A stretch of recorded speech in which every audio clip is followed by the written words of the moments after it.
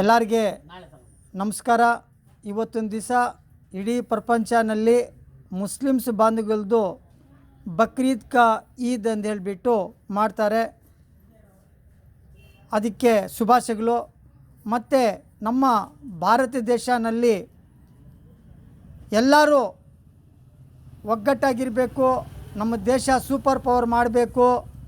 ನಮ್ಮ ದೇಶನಲ್ಲಿ ಇತಿಹಾಸ ಇದೆ, ಸಾವಿರಾರು ವರ್ಷದ್ದು ಆಯುರ್ವೇದಿ ಅಂಥದ್ನಲ್ಲಿ ನೋಡಿ. ಈ ಒಂದು ಎಲೆ ಇದೆ ನೋಡಿ, ಈ ಎಲೆಯಲ್ಲಿ ನೀಲಿ ಕಲರ್ ಬರ್ತದೆ ಸೆಂಟ್ರ್ನಲ್ಲಿ, ಈ ಕಡೆ ಆ ಕಡೆ ಹಸಿರಿಗಿರ್ತದೆ.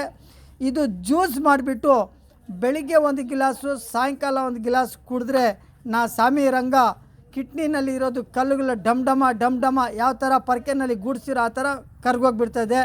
ಆರೋಗ್ಯಕ್ಕೆ ಒಳ್ಳೆಯದು. ಇದು ಒಂಥರ ಗುಡ್ ನ್ಯೂಸು.